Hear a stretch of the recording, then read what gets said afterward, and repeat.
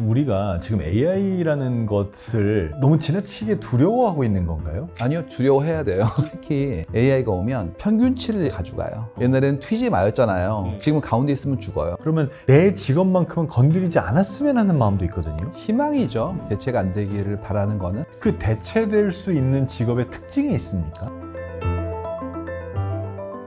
대가들의 진짜 고급 지식을 전하는 지식인 초대석. 안녕하세요. 아나운서 한석준입니다. 자, 오늘은 마인드 마이너 데이터 전문가 송기령 작가님 모셨습니다. 어서 오십시오. 안녕하세요. 두 번째 시간인데요. 인공지능이 직업을 대체한다. 이런 생각을 하기 시작하면서 굉장히 많은 사람들이 좀 공포심이 생겼어요. 과연 내 직업은 내가 은퇴하기 전까지는 안전할 것인가? 이런 얘기들을 많이 합니다. 직업은 늘 없어지고 생겼는데, 근데 이제 이번에 짧은 시간 동안에 더 넓은 범주로 위협으로 올 것 같으니까 얘기가 나오는 거고요. 그리고 또 아직 안 왔으니까 불안감이 좀 생기신 거거든요. 저 기억나는 게 예전에 어렸을 때 상고에서 배우셨던 게 주산, 부기, 타자 배우셨다고. 맞아요. 타자 자격증이 있었대요. 타자 1급, 타자 2급 이렇게. 있었죠? 그래서 그게 정말 좋은 직업이었다고. 그거 하면 사무직 가가지고 하셨고, 그 다음에 회사마다 타자 치시는 분들이 엄청 많았다는 거예요. 근데 지금은 뭐 손으로 하는 게 아니라 말로 하잖아요. 그러니까 오히려 발음이 정확하고 말이 빠른 사람들이 유리한 거예요. 결국 그 직업은 예전 같지 않은 거죠. 이런 일들은 늘 벌어지고 있어요. 근데 직업이 없어지는 게 왜 불안하냐? 없어지는 건 명확하고 만들어지는 거는 잘 모르니까 지금 불안감이 있는 게 1번이고요. 2번은 뭐냐면 기술 실업이라는 단어가 있어요. Technological Unemployment. 기술이 바뀌니까 실업이 생긴 거예요. 그래서 지금 A라는 직업이 자동화가 되면 그분은 직업을 잃을 수 있겠죠. 다른 일을 하셔야 되겠죠. 근데 그게 쉽지 않은 경우가 있으니까 한 가지 기회에 굉장히 전문성을 가지고 계신데 이분이 다른 걸 또 배우려면 그만큼의 기다려주는 시간이 좀 필요하잖아요. 근데 소득의 보전이 안 되기 때문에 그 사이에 전락감을 느끼는 경우가 생길 수 있죠. 이게 지금 문제가 되고 있는 거예요. 예전보다 훨씬 오래 삽니다. 그렇기 때문에 한 가지 직업이 존속하는 기간보다 당신의 생애가 길어지고 있어요. 그러니까 한 가지 직업을 끝내셔도 직업은 2-3개 이상 가지게 될 겁니다. 이렇게 얘기하세요. 그럼 이제 직장은 훨씬 많아지죠. 직업이 2-3개인데 한 직업에 여러 직장 다니시잖아요. 그러니까 이제 훨씬 더 많아지는 거예요. 그게 이제 모든 사람에게 해당된다. 모든 사람에게. 저는 이번에 썼던 시대보 호명사회에서 그걸 유동화라고 얘기했어요. 예전보다 많이 움직인다. 예를 들어서 이런 얘기입니다. 예전에는 어떤 일을 부탁하려고 그러면 우리 회사에 들어오세요 했잖아요. 요즘 그렇지가 않고 탤런트 공유 플랫폼이라고 있어요. 이런 일 도와주세요. 네. 그러면 이제 해주시죠. 그 다음에 이 유동성이 커지면 사람들한테 이렇게 얘기합니다. 고용하기 전에 한번 발을 맞춰보시죠. 옛날에는 들어오신 다음에 아우 일을 못하시는데 어떡하지? 이런 얘기였어요. 네. 지금은 한번 우리 프로젝트 한번 해보고 결과가 좋으니까 저희 회사에 오시겠어요로 가는 거죠. 프리랜서 건으로 한번 해보고. 그렇죠. 그래가지고 일해보겠습니다. 움직인단 말이에요. 그럼 예전보다 움직이는 속도가 빨라졌죠? 그러면 A 회사가 B 회사에서 움직이는 분이 계시면 누군가를 모셔와야 될 거 아니에요? 끝도 없이 되니까 속도가 점점 빨라지는 거예요. 예전에 그게 안 됐던 게 아무도 안 움직인 거였어요. 아무도 안 움직였죠. 교착 상태. 일단 들어가고 나면 뭐 내가 여기서 인생이 끝날 때까지 있는 거니까. 근데 지금 그렇지가 않고 경력직 채용이 훨씬 더 늘었어요. 그러면 이제 그만두는 일, 새롭게 오시는 일이 심상해지는 거예요. 흥미로운 거는 좀 유력한 기관에서 정년을 마치지 못한 분들이 그만뒀을 때 우리 썼던 표현이 뭐였냐면 옷을 벗는다는 거였어요. 그거는 어떤 거였냐면 애도의 표현이었죠. 약간은 안 좋은 의미. 그렇죠. 지금 그렇지가 않고 그만두셨네. 그러면 더 좋은 데 가시겠네. 혹은 새로운 경험 하시네. 이렇게 얘기하죠. 그러면 AI가 혹시 완전히 대체하고 있는 그런 직업들은 뭐가 있나요? 벌써 조금씩 보여지고 있긴 한데 얼마 전에 제가 겪었던 일이었어요. 제가 코엑스의 강의를 알았었는데 갔더니 되게 조용해요. 전부 다 헤드폰을 끼고 계세요. 그 다음에 제가 마이크로 얘기하면 작게 얘기해도 제 목소리가 직접 헤드폰으로 가는 거예요. 그러니까 조용한데 속삭이는 것만으로도 소통이 가능한 구조예요. 근데 이제 헤드폰 없는 분들도 계실 거 아니에요. 이분들을 위해서 오른쪽 스크린에 제가 했던 말들이 전부 다 떴어요. 딕테이션 소프트웨어로. 더 무서운 건 그 밑에 뭐가 떴냐면 번역이 떴어요. 그러면 생각해 보세요. 예전엔 그거를 해내기 위해서 속기사 분들도 계셔야 됐고 통역사 분도 계셔야 될 거 아니에요. 근데 그 세 분이 없이도 행사가 진행된 거예요. 그 정도의 간단한 일들 정도는 이렇게 한다는 거죠. 자연스럽게 그런 일 자체가 조금씩 우리한테는 사람이 할 필요 없는 것으로 가고 있는 중이라는 거예요. 그 대체될 수 있는 직업의 특징이 있습니까? 대체될 수 있는 직업의 특징이 뭐냐면 자세히 설명할 수 있는 일이에요. 어떤 일을 할 때 이런 거죠. 자, 지금부터 문서를 정리하는 일이에요. 근데 홀수 페이지는 오른쪽으로 놓고 짝수 페이지는 왼쪽으로 놓고 이런 패턴이 보이면 이런 것들은 제거하고 교정하는 일들이에요. 그럼 그거는 설명할 수 있죠. 설명할 수 있으면 A한테 설명할 수 있어요. AI가 그런 거는 설명을 들으면 할 수 있다 이거군요. 그렇죠. 그럼 가르칠 수도 있고 명령을 내릴 수도 있죠. 그러면 그거는 그 친구가 알아서 하는 거예요. 설명이 명확하면 명확할수록 대체가 된다는 얘기네요. 그렇죠. 미국에서 나왔던 얘기 중에 법률가들이 대체된다 이런 얘기도 있지 않습니까? 그런 언어를 쓰는 쪽이 먼저 나온다는 게 지금의 생성형 AI로 나온 혜택의 그늘이라고 얘기하는 거예요. 이유가 언어로 잘 규정돼 있고 그 안에 규칙이 섬세하고 무엇보다도 쌓인 정보가 많은 게 판례부터 워낙 많은 정보가 있기 때문에 러닝할 수 있는 부분이 있고 결정적으로 그분들의 보수가 높아요. 대체할 니즈가 있다는 얘기군요. 그렇죠. 그래서 혁신이라는 게 흥미로운 게 어렵고 그 시장의 크기가 큰 쪽부터 혁신이 와요. 예를 들어서 어떤 기술이 있는데 이건 쉬워요. 근데 그 일을 통해서 얻을 수 있는 혜택이 작으면 기술을 넣을 이유가 없는 거예요. 투자 대비 효과가 없으니까. 근데 그렇지 않고 이 일이 어려워요. 근데 그 일을 성취하면 엄청난 혜택이 오는 것들이 있죠. 핵융합 이런 거, 뭐 전고체 배터리 이런 것들. 이런 것들은 기술은 되게 어려운데 하는 순간부터 인류 혜택이 크기 때문에 많은 사람들이 혜택을 볼 수 있죠. 거기에는 R&D가 깊게 들어갑니다. 그래서 시장의 크기가 커야지만 그쪽에 많은 혁신의 동인이 생기기 때문에 그쪽이 오히려 더 어떻게 본다면 좀 위험할 수 있는 산업이라고 볼 수가 있어요. 그러니까 법률 같은 경우에는 이미 쓴 자료도 많겠다. 그분들이 연봉도 높겠다. 대체됐을 때 얻어지는 경제적인 효과도 크겠다. 그러면 대체될 가능성이 많다 이런 거네. 굳이 얘기하자면 법률가와 함께 일하는 많은 분들의 수고가 줄어든다. 예를 들어서 예전 같았으면 필요한 정보들을 모아서 정리하는 것들도 엄청나잖아요. 뭐 주고받은 이메일들이 막 10만 건이에요. 근데 그게 송사의 증거로 쓰여요. 그럼 그거 정리해야 될 거 아니에요. 이런 것들은 예전에는 전부 다 사람이 했으니까 비용이 엄청났는데 이젠 그렇지가 않고 쉽게 소프트웨어 힘을 통해서 할 수 있으니까 전체 수임의 단가가 줄어드는 거죠. 그러면 환자들의 하나하나의 케이스를 봐야 되는 의사들도 마찬가지 케이스입니까? 그러니까 규칙으로서 정리될 수 있고 측정을 기반으로 그것이 나오는 결과들인 경우에는 많이 도움을 얻죠. 지금도 진단 관련한 소프트웨어들도 존재하고 그다음에 방사선과 의사 선생님들 같은 경우에도 판독에 대한 부분들의 AI 도움을 얻는 경우도 많이 나오고 있거든요. 그래서 많이 도움을 주기 때문에 전체 스루풋이 좋아지는 거예요. 그거는 이분이 하는 일들을 돕는 사람이 늘어나는 거죠. 다시 말하면 의사 한 명이 처리할 수 있는 데이터 양이 늘어나는 혁신적으로 거예요. 늘어나겠네요. 네. 그래서 이제 그 부분이 더 깊은 진료가 가능하도록 만들어주는 거예요. 어쨌거나 그러면 의사 한 명이 처리할 수 있는 데이터 양이 늘어나고 데이터의 깊이가 늘어나고 진료의 수준이 올라가고 이 얘기는 전체 파일을 보면 필요한 의사의 수는 줄어든다는 뜻이지 않습니까? 같은 일 한다고 했을 땐 그렇죠. 근데 우리들의 욕망이라는 게 그렇지 않고 그 다음에 뭘 보냐면 좀 더 나를 위한 진료와 진찰과 처치에 대한 부분들을 요구하기 시작합니다. 그쪽으로 이제 더 시작하는 거예요. 유전체도 보고 가족력도 보고 여러 가지의 증상을 합쳐가지고 이분만을 위한 투약이라든지 치료에 대한 부분까지 이제 깊게 들어가는 겁니다. 그러니까 의료 서비스 자체가 발전하거든요. 네, 계속해서. 아나운서 뉴스는 대체되겠네. 이미 좀 대체되는 케이스가 근데 사실 그것도 마찬가지예요. 그러니까 아나운서가 뉴스를 주시지만 앵커로서 역할을 수행하시면서 나온 분들과의 소통을 하고 시청자들로부터 반응을 얻은 다음에 본인의 의견을 넣는 경우도 있잖아요. 이 경우에는 절대 대체되지 않고 스크립트를 읽는다. 그런 기능에 대한 부분들은 이미 시도들이 나오고 있죠. 코스트로 가는 거냐 퀄리티로 가는 거냐 거기에 대한 어떤 싸움 같은 거거든요. 그렇기 때문에 각자는 어떻게 하냐면 그 이상의 부가가치를 만들려고 노력하고 있어요. 목표가 대체가 아니잖아요. 목표는 의미로 가는 거기 때문에 내가 그 의미만큼을 더 부가하려는 노력을 하고 있는 거예요. 아, 그럼 정말 재밌는 게 그 많은 사람들이 우리 인생을 살면서 가질 수 있는 여러 가지 목표 중에 돈도 큰 목표니까 돈을 많이 버는 직업을 갖고 싶어 하지만 돈을 많이 버는 직업일수록 AI에 대체될 가능성이 올라가겠네요. 그래서 유명한 얘기가 있는데 미국에서 나왔던 조사 중에 하나였어요. 어떤 사람이 돈을 잘 버느냐? 그런데 내용이 뭐냐면 이거였어요. 재미없는 직업. 재미있는 직업은 많이 차린대요. 결국에는 경쟁이 치열해서 힘들어요. 두 번째는 나름의 방식대로 참여자의 숫자가 좀 줄어드는 것들이 있대요. 라이센스를 기반으로 하는 거, 뭐 주류 도매업 이런 거. 이런 거는 개수가 정해져 있기 때문에 경쟁이 좀 희박하다. 세 번째가 제일 중요한 게 돈이 안 되는 직업이에요.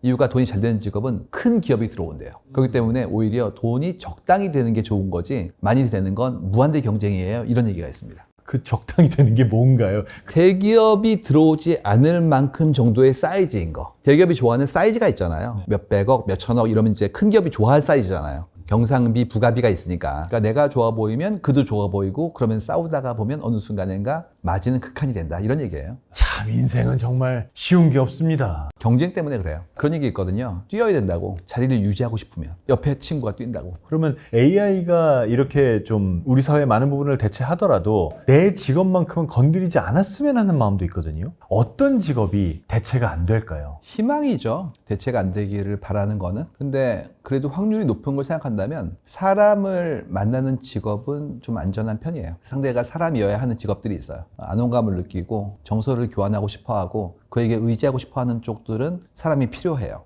그렇지 않고 기능적으로 움직이고 그 프로세스가 명확한 형태의 직업들은 아무래도 우리 사회가 효율화를 위해서 가고 인간이 가지고 있는 생리적인 한계가 있거든요. 잠을 잔다, 밥을 먹는다. 이것 때문에 경쟁을 똑같이 하는 순간 이길 수는 없어요. AI보다 인간이 그런 면에서는 비효율적이죠. 그만큼의 꾸준함에 대한 부분들, 저는 이제 이걸 뭐라고 설명하냐 하면 수능성과 근면성의 직업들은 어쩔 수 없다. 수능성은 시킨 대로 하는 거, 근면성은 꾸준히 하는 거, 이쪽은 이제 기계가 할 것 같고, 창의성에 대한 것들, 새로운 시도에 대한 거, 그 다음에 사람들과의 교류에 대한 온감형 직업 같은 경우에는 사람이 이어야 하기 때문에 남는 거예요. 그러면 오히려 정해진 규칙대로 정확하게 돌아가야 되는, 예를 들어서 뭐 숫자 계산이나 뭐 세무 회계 이런 업무들은 AI가 더 나을 수도 있겠네요. 많이 이미 돕고 있는걸요. 그렇습니까? 예전보다 훨씬 더 참여자의 숫자가 줄고 있어요. 기업에서도 지금 담당하시는 분들의 숫자가 예전만큼 많지 않고요.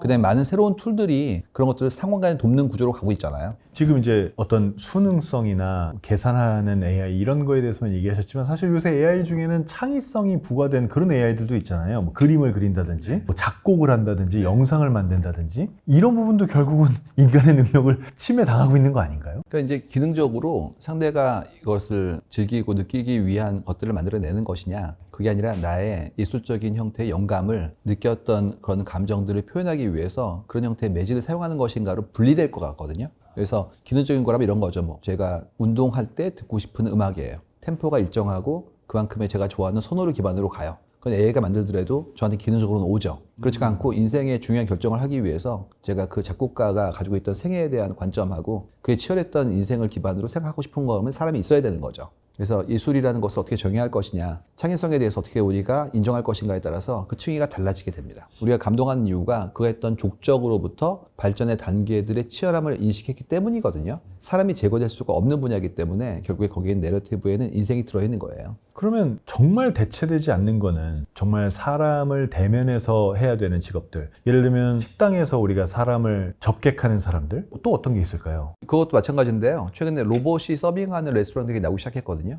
최근에 식당 가보시면 주문도 키오스크로 하고 결제도 제가 직접 하고 그 다음에 로봇이 음식을 가져다 주면 마지막에 들어주시는 경우도 있지만 본인이 갖다 먹는 경우도 있고 심지어 반찬은 셀프 이러잖아요. 이런 경우라면 접객하시는 분들이 필요 없는 경우예요. 그렇지가 않고 최근에 파인 다이닝 이런 곳에서는 오히려 오셔가지고 재료에 대해 설명해 주시고 이런 분들이 나오고 있잖아요. 그래서 극단으로 가고 있는 중이에요. 극단적 허스피털러티, 한쪽은 완전 자동화 이렇게 가고 있는 중이에요. 완전 자동화는 아예 대면이 필요 없는 경우죠. 모든 것을 AI와 로봇화 이렇게 가는 거고. 네네. 그렇기 때문에 의미를 부여하지 않고 행위로 가는 경우에는 자동화로 갈 확률이 높아요. 그러면 직업으로 얘기할 수가 없네요. 업으로 얘기해야 될 거예요, 이거를. 당신이 주장하고 추구하는 바가 어떤 것인지, 나의 본질은 어디에 있는 것인지를 밝히고 그 업에 맞는 일들을 직업으로 만들어 나가는 거죠. 그렇기 때문에 기술을 계속 변화하는 거예요. 근데 그때 필요한 건 어떤 거냐면 그 기술을 내가 어떻게 습득하고 적응할 것인가의 문제죠. 예를 들어서 펜글씨 쓰시던 분이 지금도 남아있을 수가 없죠. 이유가 전부 다 워드 프로세서부터 시작해서 AI로 움직였으니까 이제는 그런 걸 쓸 수 있어야 돼요. 근데도 불구하고 나는 못해. 그 다음에 엑셀은 김대리. 그러면 이제는 생산 과정에 참여가 안 되는 거예요. 그래서 이미 우리는 그런 일을 겪고 있는 중이고 여기에 AI처럼 더 범용화되고 더 지능적인 것들이 또 나왔다는 얘기예요. 특히 AI가 오면 가운데를 가져가요. 미디엄 밸류를 러닝한다고요. 그래서 예전에 뭐였냐면 그냥 가운데 있어였어요. 지금 가운데 있으면 죽어요. 그 얘기를 좀 더 정확히 해주시겠어요? 가운데를 가져간다는 게 무슨 말이죠? 평균치를 가져가요. 러닝할 때 사람들이 이런 일을 많이 했구나. 그러면 중첩되는 부분들을 가져간다고요. 그래서 사람들이 가장 많이 얘기했고 관심을 가졌고 빈번하게 얘기했던 중간치를 가져가요, AI가. 엔트로피를 본단 말이에요. 그 안에 들어있는. 그중에서 연관도가 높은 부분들의 단어를 만들어내는 시스템으로 돼 있어요. 그래서 사람들이 많이 얘기했던 것들, 중간에 있던 것들을 주로 AI가 가져가는 거예요. 옛날에는 튀지 마였잖아요. 지금은 가운데 있으면 죽어요. 그래서 오히려 본인이 끝까지 가는 부분들을 어떻게 할 것인가를 바라봐야 되고 무엇보다도 끝까지 가는 게 본인의 몰입을 형성하기 때문에 내 삶의 만족감과 그 성취감이 커지니까 그렇게 가는 것이 옳다는 거죠. 그럼 우리가 지금 AI라는 것을 어떻게 보면 너무 지나치게 두려워하고 있는 건가요? 아니요, 두려워해야 돼요. 옛날에는 그게 그냥 글씨를 쳐주는 수준이었는데 글을 쓰기 시작했기 때문에 문제가 된 거예요. 그러니까 단순히 나의 수고로움을 덜어주는 정도의 레벨이 아니라 때로는 나랑 대화가 가능한 정도의 수준으로 올라갈 것으로 유추되고 있기 때문에 같이 일을 했는데 나눈 거죠. 엑셀은 이분이 하시고 파워포인트는 이분이 만드시고 이분이 초안을 만드시고 이런 식으로 같이 일을 했었단 말이에요. 이제 그렇지가 않고 생각을 해보자고요. 우리가 어디로 향하는지. 이유가 옛날에 뭐였냐면 정리하고 그걸 가지고 문서화시키는 것만으로 직업이 된 거예요. 이제 그렇지가 않고 그런 일들은 전부 다 기계가 해요. 지금부터 생각을 같이 해야 된다고요. 그러면 전부 다 생각할 수 있어야 될 거 아니에요. 그 층위로 생각하는 사람은 남는 거예요. 완전 옛날 같으면 사장님이 하던 생각을 해야 된다는 얘기네요. 모든 그래서 사람이. 모든 사람이 사장님이 됩니다. 그게 이제 극단적으로 가면은 드디어 그 사람이 자체가 브랜드가 되는 거예요. 협업을 더 도운 거예요. 예전보다. 그러니까 협업으로서 연결되는 건 타자와 내가 협업하기 위해서 내가 무엇인가를 끝내줘야 될 거 아니에요. 완결성을 가져야 되죠. 그러면 그 완결성을 가진 사람들은 대등한 거래를 원할 거 아니에요. 그만큼의 가치에 대해서 온전히 보상받고 싶어지죠. 그러니까 모든 걸 내가 하고 모든 걸 내가 가져가는 형태의 구조를 만들려고 하는 거고 이게 완성되면 드디어 완성된 자아가 하나 남는 거죠. 첫 번째 책 핵게니시에 썼던 얘기 중에 하나가 뭐였냐면 이거였어요. 어떤 직업이 좋을까요? 그러면 대체되지 않는 직업이요. 그것도 있죠. 그것보다도 경쟁이 좀 덜한 직업이요. 이유가 경쟁이 너무 세면 지속적으로 계속 혁신을 해야 되겠고 경쟁이 너무 세면 가격을 낮춰야 되겠고 그러다 보니까 나한테 들어오는 돈이 적어지는구나 이걸 알게 된 거예요. 거꾸로 보수가 크고 사회적으로도 선망받는 직업들은 참여자가 느리니까 그만큼 힘들어지게 이걸 알게 된 거죠. 그래서 생각했던 게 뭐였냐면 그러면 제일 좋은 건 근근히 먹고 사는 거네. 나쁘지 않아요. 어느 경우냐면 내가 그 일을 좋아하면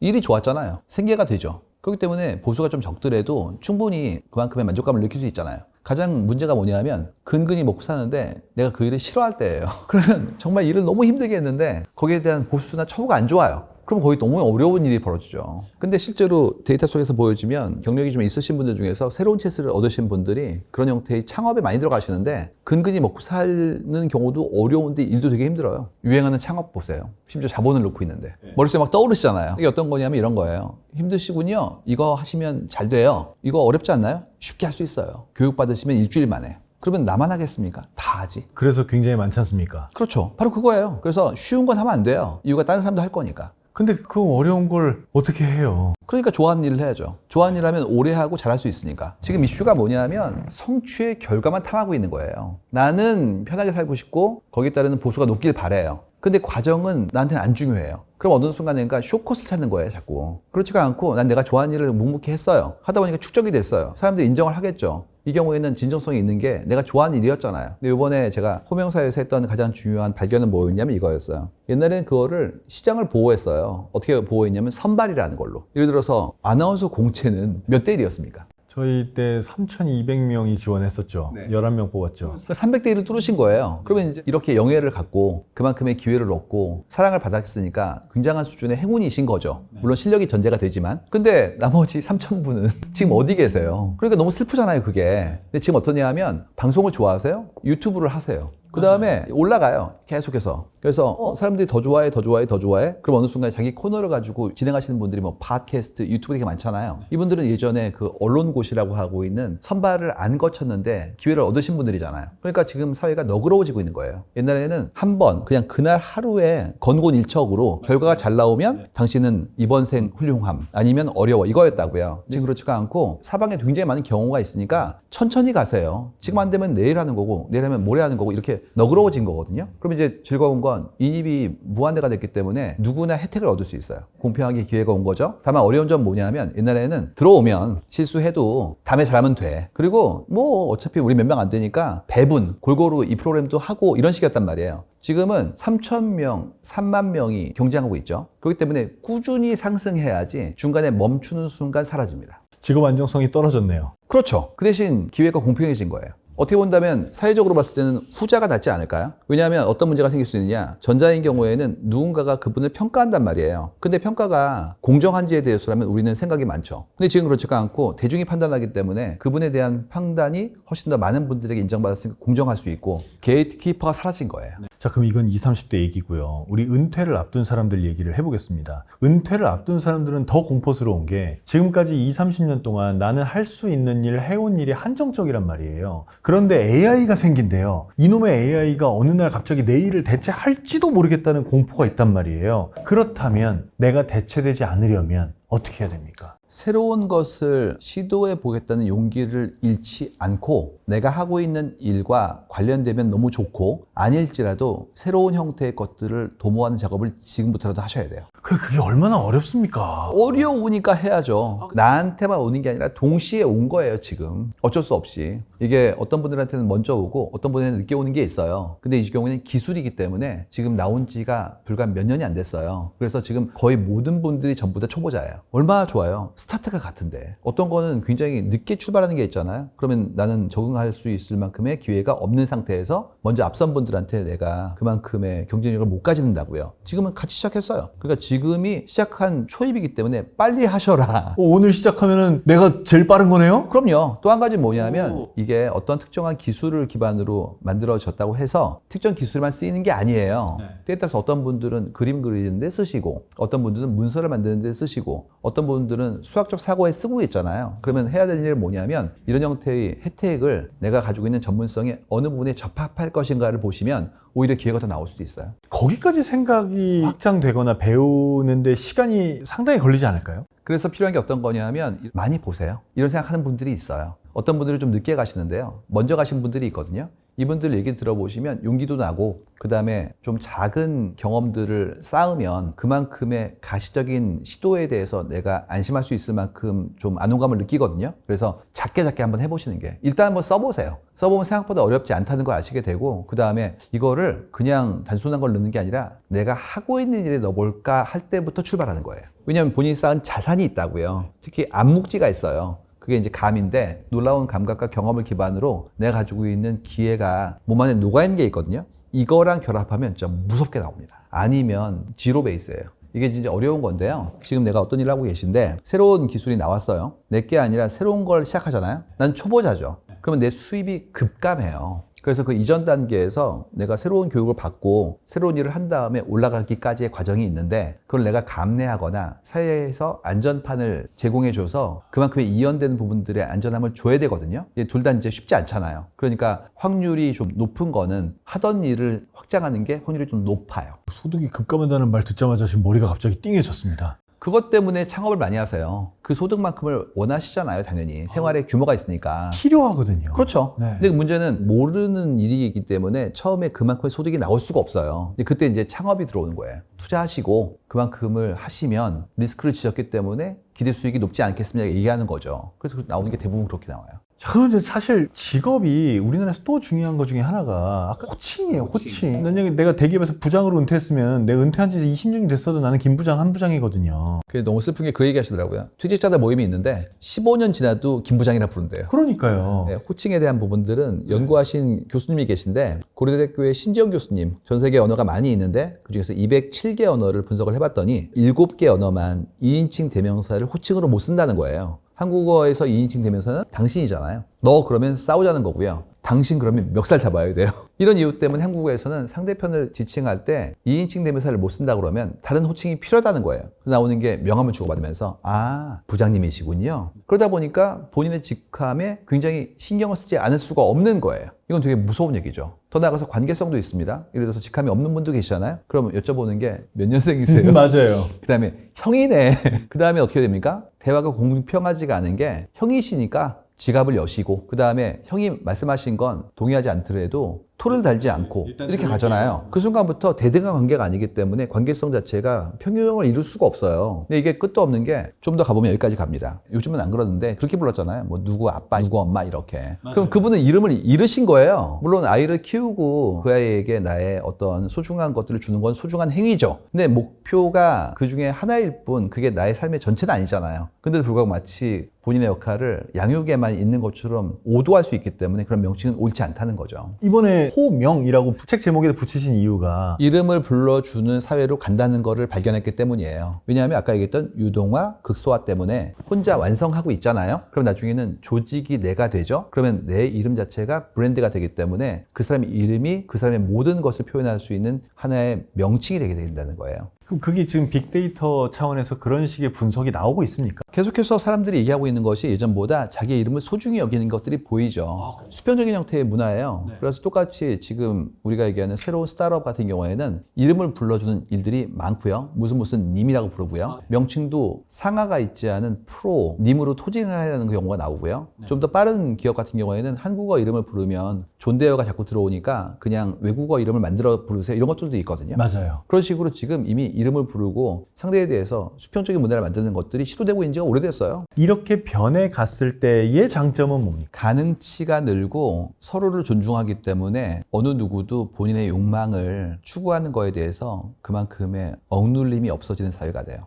그렇기 때문에 선택지가 넓어져서 우리가 사회가 빨리 바뀔수록 더 다양한 형태의 사고를 할 수 있는 형태로 가야 되고 각자가 존중받는 사회로 가는 것이 당이라고 했을 때 그만큼을 이룰 수 있게 되는 거죠. 이 모든 게 전부 다 개인이 증강되어서 내가 그만큼의 완결성을 확보한 사람들이 상대에게도 그걸 요구하고 있는 거예요. 예전 같았으면 다 같이 어울렁더울렁 때론 손해를 보고 당신이 좀 먼저 가기도 하고 이런 얘기였어요. 그렇다면 오늘 작가님의 얘기를 종합해보면 결국 우리에게 제일 중요한 건 내가 뭐가 그렇게 좋은지를 반드시 알아야 되겠네요. 어떻게가 아니라 무엇을 위해서를 생각하는 거잖아요. 그럼 내가 도구로 쓰이는 게 아니라 주체로 서는 거예요. 그러니까 그게 정말 좋은 얘기인데 그걸 안 해본 상태로 10년, 20년을 살아온 사람에게는 그걸 찾는 과정이 제일 어려울 거라니까요. 즐겁죠. 이유가 주체로 서는 건데. 지금까지는 어느 정도는 압력을 받았는데 이제 아니라고 나온다면 즐겁죠. 탐색의 과정이 필요한 이유가 그 답을 줄 수 없기 때문이에요. 아나운서님이 좋아하시는 거와 제가 좋아하는 게 다르겠죠, 당연히. 그렇기 때문에 상대편 물어볼 수가 없어요. 내가 뭘 좋아해요랑 비슷한 얘기예요, 지금 얘기가. 어떻게 그걸 물어봐요? 제가 마이닝 마인즈라는 단어를 제 하는 일로 정의하는데 6년 걸렸으니 이 클립을 보시는 분들도 시간이 좀 걸릴 거예요.